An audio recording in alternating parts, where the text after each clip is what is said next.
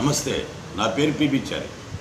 గత వీడియోలో భూత వైద్యాన్ని గురించి, జ్యోతిష్ శాస్త్రం గురించి, వాస్తుశాస్త్రం గురించి మనం చర్చించుకున్నాం.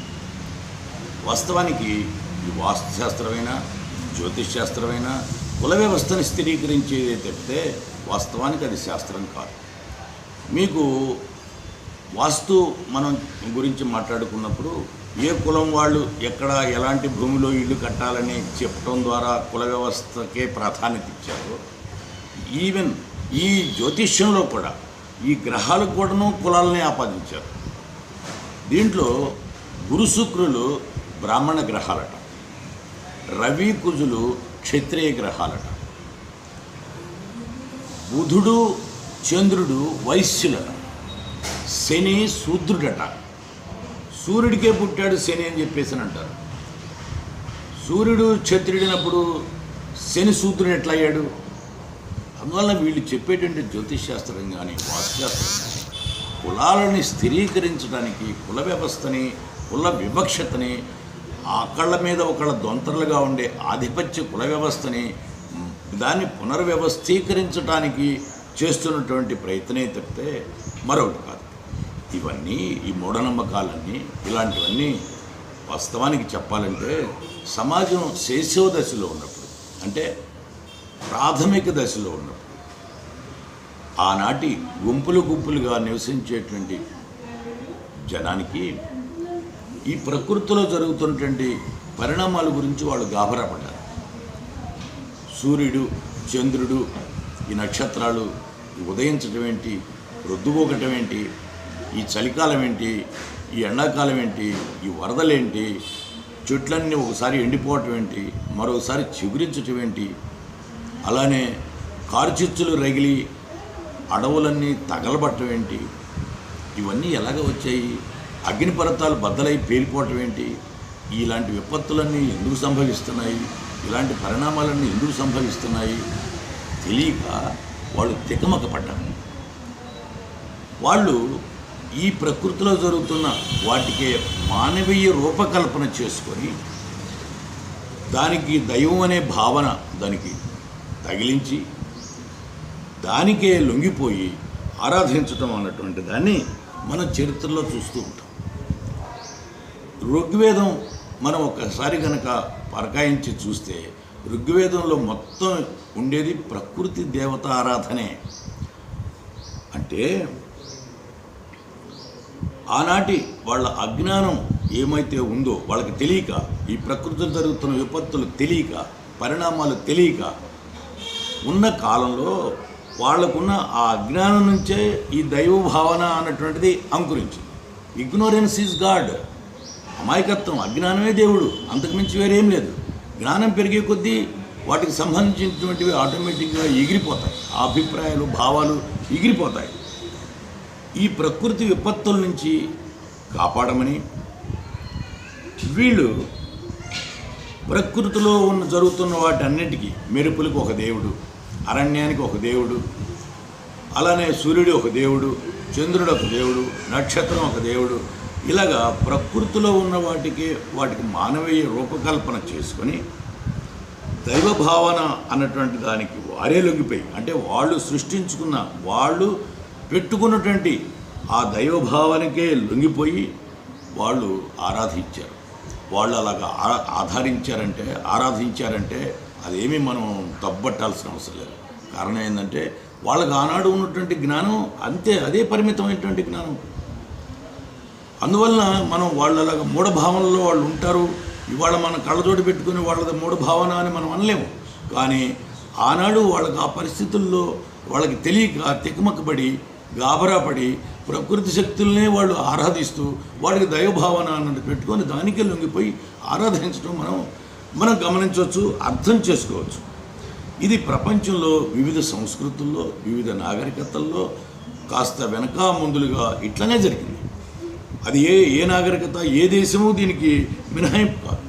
ఎందువలనంటే ఆనాటి సమాజంలో ఉన్నటువంటి జనానికి దాన్ని ఇలా ఎందుకు జరుగుతుంది అని పరిశోధించే పరిపక్వత కానీ, ఒక పరిపూర్ణత కానీ, పరిశోధన స్థాయి కానీ ఆనాటి సమాజాలకు లేవు.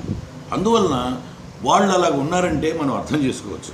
కానీ మనం ఇప్పుడు ఆధునిక యుగంలో ఉన్నాం, అణుయుగంలో ఉన్నాం, అంతరిక్షంలోకి ప్రయాణాలు చేస్తున్నాం, గ్రహాంతరయానం చేస్తున్నాం, చంద్రుడి మీద కాలు పెట్టాం, చంద్రుడి నుంచి చంద్రశిలలు తీసుకొచ్చాం. ఆ శిలల యొక్క వయస్సు ఎంతో కూడాను ఖచ్చితంగా లెక్క కట్టారు. 350 కోట్ల నుంచి 400 సంవత్సరాల వయస్సు ఉన్నటువంటి చంద్రుడులో ఉన్నాయి అని శాస్త్రవేత్తలు ఈ రోజున గమనించిన తర్వాత ఈ ఆధునిక యుగంలో కూడా మనం అదే ఆరాధన, అదే మూఢత్వం, ఒకసారి తెలియనప్పుడు చేసే పనిని మూఢత్వం ఉండదు, తెలిసిన తర్వాత కూడా దాన్నే కొనసాగిస్తే దాన్ని మనం మూఢత్వం అని, మూఢనమ్మకం అని చెప్పేసి మనం అనుకుంటాం. చంద్రమండలం మీద కాలు పెట్టిన తర్వాత అక్కడి నుంచి చంద్రశిలను తీసుకొచ్చిన యుగంలో మనం ఈ రోజున ఉన్న తర్వాత ఆరాధించడం దాని మూఢత్వం అని చెప్పి అనుకుంటున్నాం కదా.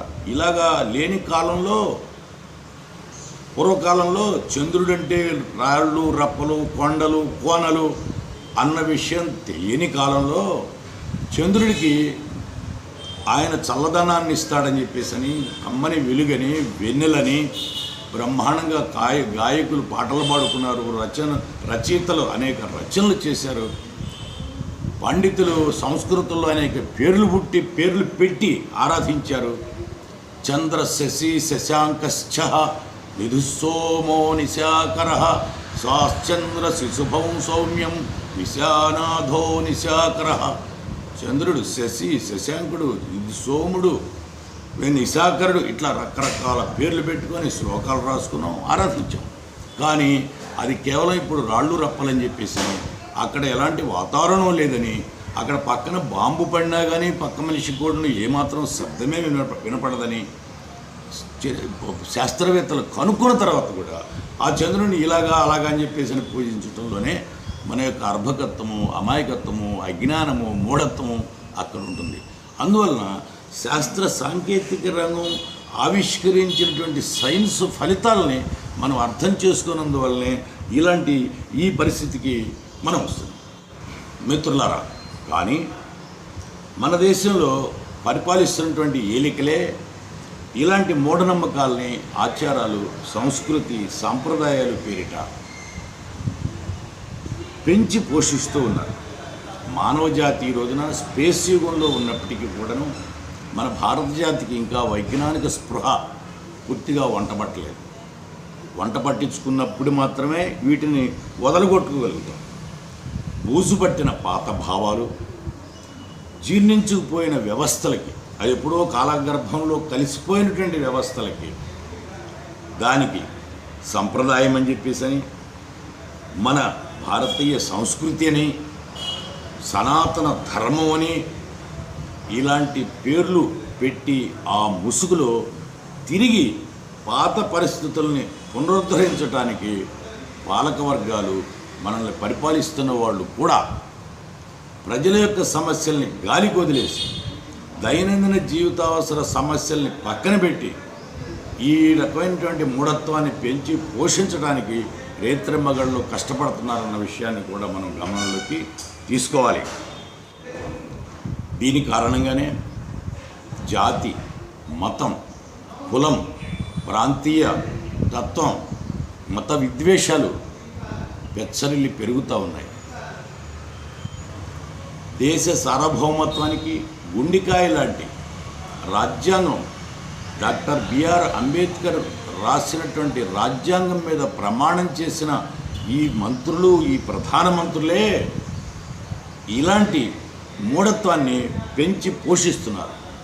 వీళ్ళు బాబాలకు, మత పీఠాధిపతులకు, స్వామీజీలకు, అవధూతలకు, మత గురువులకు ఎప్పుడైతే లొంగిపోయి వంగి వంగి సలాములు చేయటం మొదలెట్టారో ఆనాడే మన రాజ్యాంగం మసకబారిపోయింది. ప్రపంచంలో భారతదేశం యొక్క పరువు, ప్రతిష్ట అపస్మారి పని అవుతూ ఉన్నదన్నది మనం గమనించాలి. ఈ నాయకులే కరోనా కాలంలో ఏం చేశారు, ఏం చెప్పారు మనకి? చప్పట్లు కొట్టండి, పళ్ళేలు మోగించండి, చెంబులు తపేళాలు కొట్టండి, దీపాలు వెలిగించండి, దాంతో కరోనాని చంపేయచ్చు అని వీళ్ళు ప్రచారం చేశారా లేదా? మనం చూసామా లేదా? అది కూడాను రాత్రి 9:09 ఏంటి ఇందులో ఉన్న మతలబు? 9:09 అంటే ఏంటి? అది ముహూర్తం. అది ఇంట్లో ఉన్నటువంటి విద్యుత్ దీపాలన్నీ ఆపివేసి చీకటి చేసుకొని గుడ్డి దీపాలు పెట్టుకొని లేదా టార్చ్ లైట్లు వేస్తే ఏమిటి ఈ వెలుగుతోటి ఈ 9:09 అంటే ఈ నవగ్రహాలన్నీ కలిసి ఈ వెలుగుతోటి వైరస్ని చంపేస్తాయా? ఇలా చంపేస్తేనే ఒక చిటికలేంకాయమ్మ సోషల్ మీడియాలో పెద్ద ఎత్తున ప్రచారం చేస్తుంది. కానీ అలా జరిగిందా? లక్షలాది మంది కరోనా బారిన పడి చచ్చిపోయారు. అంటే కరోనా బారిన పడకుండా ఉండటానికి, ఒకవేళ అలా పడితే వాళ్ళకి వైద్య వసతుల్ని ఇంప్రూవ్ చేయటానికి, అలానే హాస్పిటల్స్ ఎక్కువ నిర్మించడానికి, ఆక్సిజన్ సిలిండర్లు ఎక్కువగా వాళ్ళకి అందజేయటానికి, అలాంటి వాటి మీద దృష్టి పెట్టడానికి బదులు ఈ పాలకవర్గాలు చప్పట్లు కొడితేనో, తప్పెళ్ళాలు కొడితేనో, విద్యుత్ దీపాలు ఆర్పివేసి దీపాలు పెడితేనో ఈ కరోనా తగ్గుతుందా? అలా తగ్గిందా? చివరికి సైన్సేగా విజయం సాధించింది. సైన్స్ చెప్పినట్లుగా అభివృద్ధి జరగలేదన్నది కూడాను మన సమాజంలో కరోనా కాలంలో రుజువైందిగా. అంటే కరోనా కాలంలో ఎంతమంది శాస్త్రవేత్తలు ఎంత కృషి చేశారు. కరోనా పేషెంట్లకి డాక్టర్లు అహర్నిశలు, నర్సులు వాళ్ళకి సేవలు, సఫాయి కార్మికులు అక్కడ మొత్తం నీట్గా చేయటం గురించి ఎంతమంది కష్టపడితే ఆ కరోనాను ఎదుర్కోగలిగాము. వీళ్ళు చెప్పినట్టు చప్పట్లు కొట్టి దీపాలు వెలిగిస్తే కనుక కరోనా పోద్దని మనకి ఇంకా ఏ వైద్యం తీసుకోవాల్సిన అవసరం లేదని భావించినట్టయితే మొత్తం మానవజాతి తుడిచిపెట్టుకుపోయేదా కాదా? అందువల్ల ఏంటంటే ఇలాంటి మూఢత్వాన్ని పాలకులే పెంచి పోషిస్తూ ఉన్నారు అన్న విషయాన్ని గుర్తించడం ద్వారా మనం సైన్స్ వైపు, విజ్ఞాన రంగం వైపుకి అడుగులు వేయాలని చెప్పేసి మనం కోరుకోవాలి. ఈ వీడియోలో ఈ రోజున చర్చించుకున్న విషయం దీని కొనసాగింపుగా తర్వాత వీడియోలో కొనసాగు. అంతవరకు